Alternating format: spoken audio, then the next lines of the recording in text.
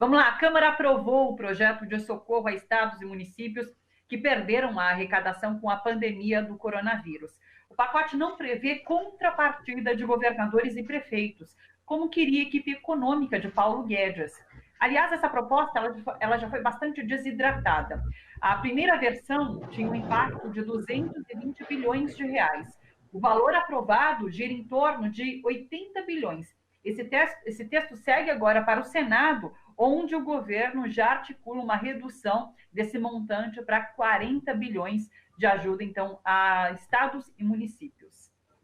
Muita gente se aglomerou nas agências da Receita Federal em todo o país desde a madrugada de ontem. Muita gente tentando regularizar a sua situação, já que começou hoje o pagamento da primeira parcela do auxílio emergencial para quem está no cadastro único, não recebe Bolsa Família e não tem conta no Banco do Brasil ou poupança na Caixa Econômica Federal. Essas pessoas lá nas agências da Receita Federal, elas reclamavam que não conseguiram solicitar ou finalizar o atendimento pela internet.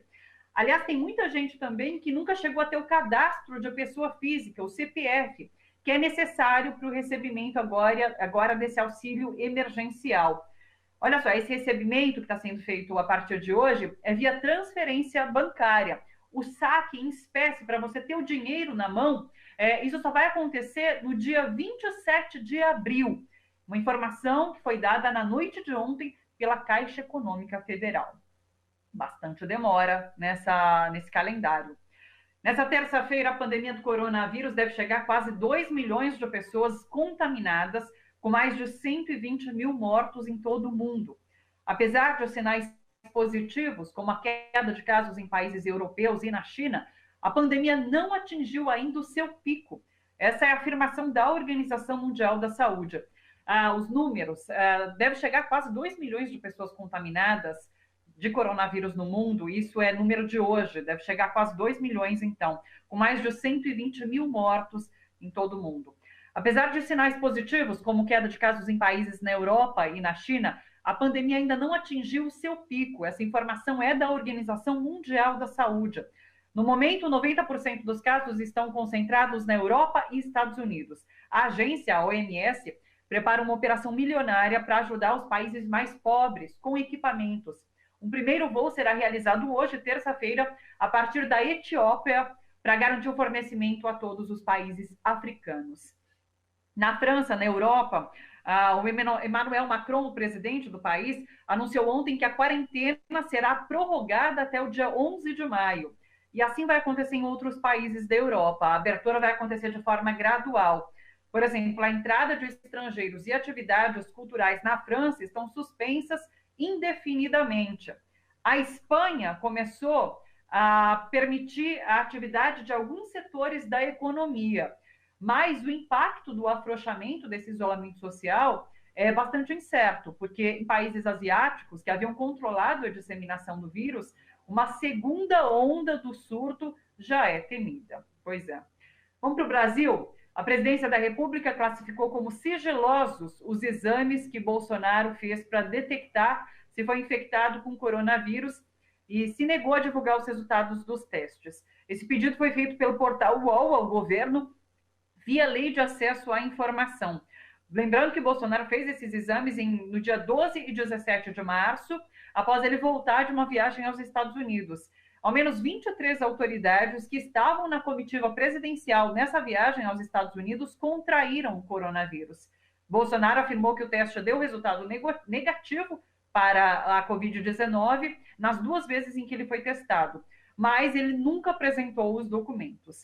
Sobre todas essas notícias, sobre o panorama internacional e nacional, a gente conversa agora com Pedro Zambarda, jornalista do Diário do Centro do Mundo. Oi, Pedro, tudo bom?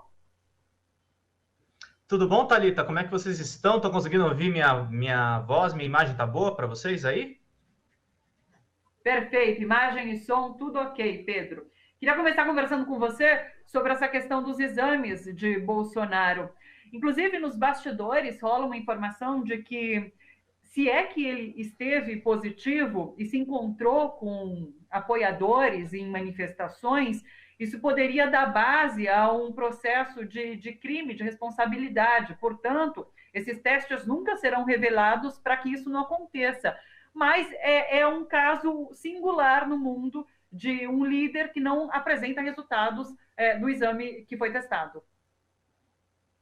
É um líder que não apresenta resultados, né, Thalita, e que está numa situação muito delicada. O que acontece, a gente não pode esquecer, esse governo não gosta de transparência de dados, o UOL pediu a informação, segundo a lei de acesso à informação, a lei de transparência, inclusive, que foi implementada no governo Dilma. A gente deve recordar sempre que no primeiro ano do governo Bolsonaro, o vice-presidente e o próprio presidente fizeram um esforço para alterar essa lei. Agora a gente tem o presidente da República não atendendo essa solicitação de esclarecimento para a sociedade, até para a sociedade, se o exame de fato for negativo, bastava ele simplesmente mostrar o exame negativo e assim as pessoas ficariam tranquilizadas, e ele vem dando sinais muito estranhos, Thalita. Ontem,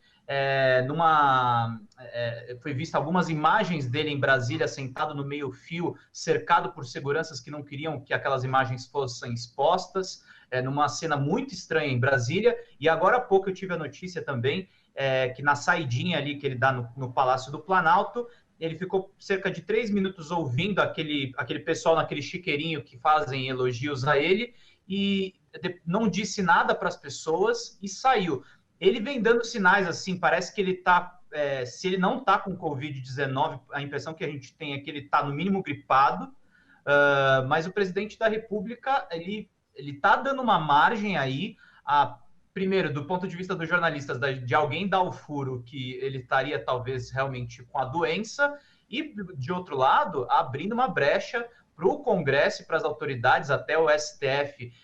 O ministro Gilmar Mendes vem dando entrevistas, não a respeito do quadro de doença do Jair Bolsonaro, mas dizendo que se ele atentar contra a Constituição, o Supremo vai se manifestar. Então ele está abrindo uma brecha aí para uma tempestade perfeita para ser atribuído, de fato, algum crime de responsabilidade.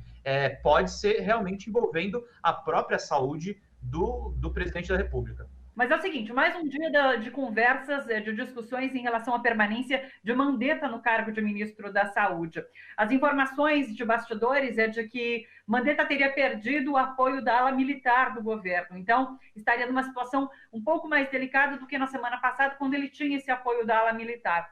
Bolsonaro também está numa saia justa, porque caso demita Mandetta, vai cair sobre ele a conta de mortes das próximas semanas, que já foi anunciado que a gente vai viver esse pico nos próximos meses, e se não demite, ele tem alguém a quem culpar, mas que o enfrenta a todo momento. Então é uma situação complicada, e quem acaba sofrendo com tudo isso somos nós, a população brasileira, que fica sem rumo em meio a uma pandemia de coronavírus aqui no país.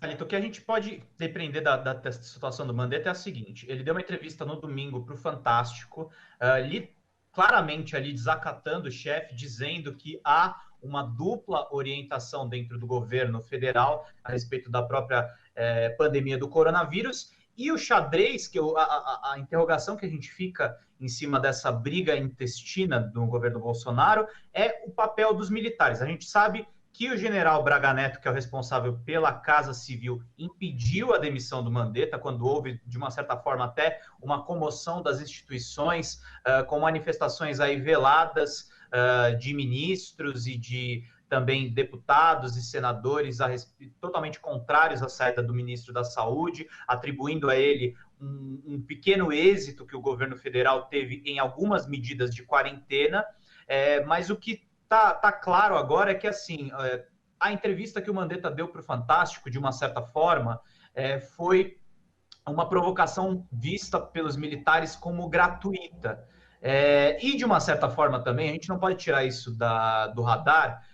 O general Mourão postou na manhã de hoje, na manhã não, 11 horas, quase meio-dia, ele colocou um post que dava um duplo entender ali, se ele estava endossando o Bolsonaro ou se ele estava, de uma certa forma, dizendo que ele não tem comando dentro do próprio governo.